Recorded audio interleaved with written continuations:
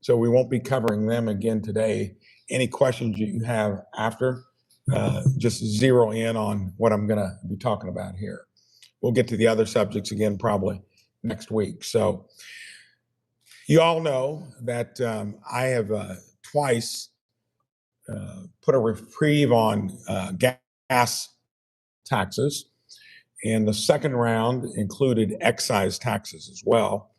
And the reason is, you hear me say it all the time, the affordability issue is real.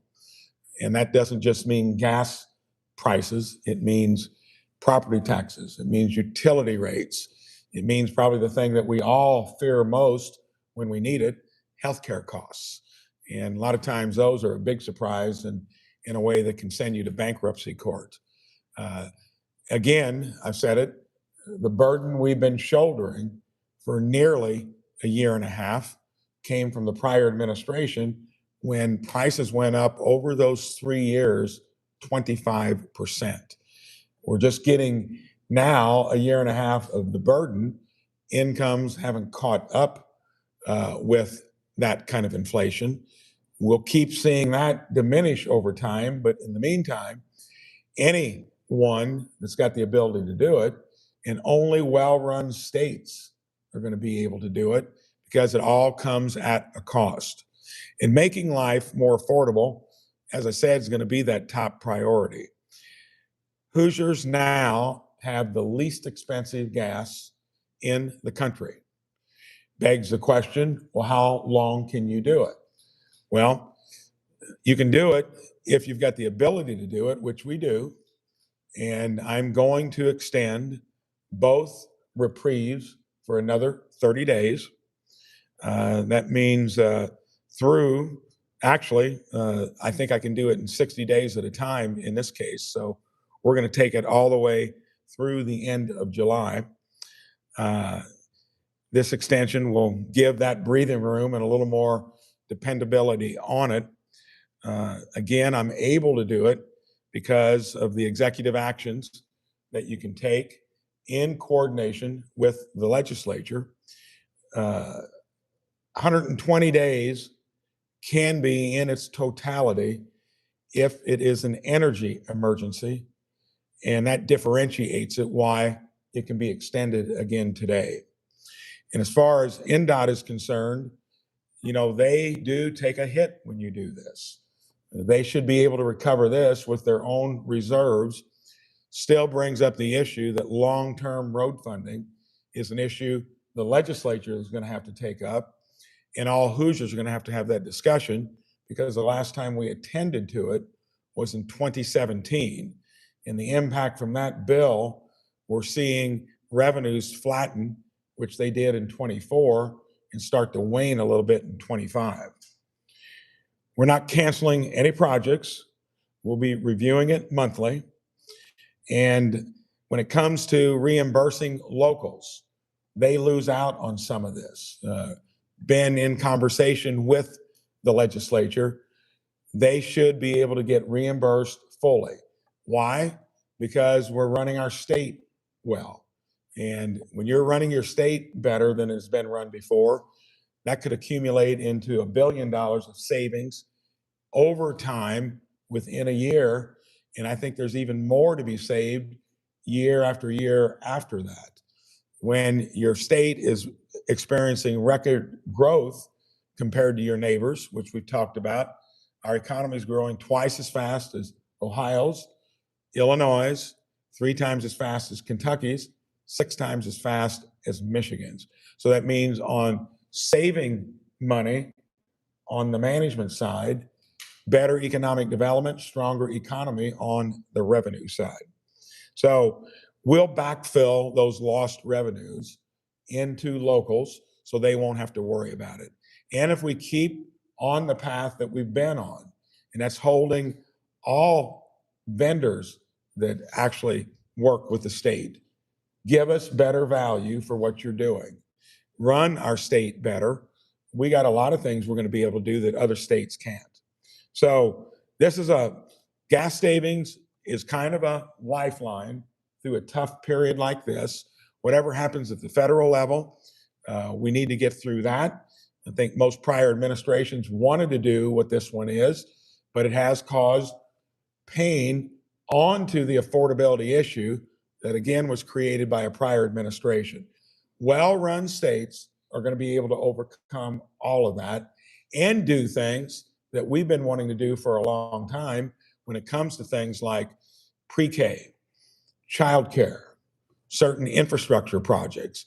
And that dividend, if we can keep getting it on both ends of the spectrum, will enable us to do things. Can't count on it unless you're doing things well, but that's what enables us to do this now. So we'll continue to do all the things like we've done to date, change the IURC to make it ratepayer conscious, record property tax reform, still having healthy local governments and school districts. So any questions about this?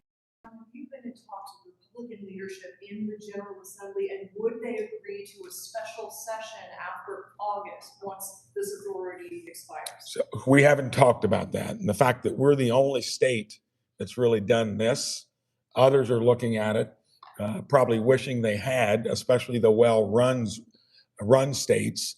But in terms of doing anything beyond this, no, we haven't talked about it. And then we're getting close to session anyway. Governor, how are you backfilling the reimbursements to locals? Does that come from the state's cash reserves or what? It'll come from, we're exceeding cash flow ever since the new forecast came out, which puts us in a much better place than the one that was faulty back in April of 25. So reserves and cash flow better than expected. Governor, can you give us a sense of how much this has cost the state so far? So every on the gas usage tax, it's roughly around 50 million. Excise tax is around 90 million. So, and that's globally, and about 30 to 35% of that would be locals. So, what are some of the ideas that you'll work with the legislature to help that NDOT funding that they're losing? So very clear. I was in the legislature when we did the last road funding bill. That was a wrestling match.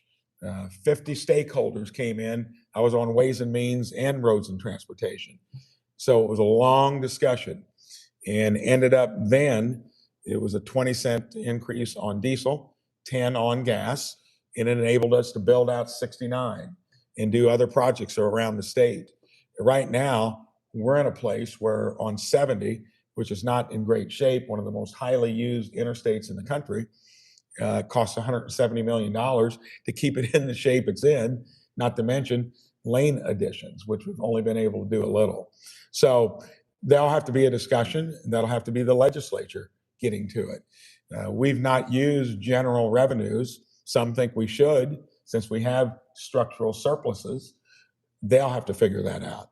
And then it'll be my job to take whatever resources we've got and run it like a business and making sure we're getting good value out of it. Governor, just to be clear, so the suspension is now through the end of July, and then beyond that, is that a hard out beyond which you would have to get the legislature? Yeah, because on the emergency side, you've got 120 days of total authority, and it was May, June, July, and this will actually go into early July, and then there'll be another extension if needed. So Is it that you'll make that extension? I'm not going to make that decision currently. So can you further define this like energy crisis and how that's a nuance in the code that if it involves energy, and this came from the legislature to do it, otherwise we wouldn't be doing it, that you've got that latitude. The good news is, can you afford to do it? Regardless of the technicalities, you're going to live within them, is we can afford to do it, and we got a plan for it. And a lot of these other things I've mentioned, which we've never done before, like early childhood learning, pre-K, and infrastructure, since it's never been done outside of dedicated funding. That's going to be a little more complicated discussion, but we would have the ability to do some of that if the legislature chooses to.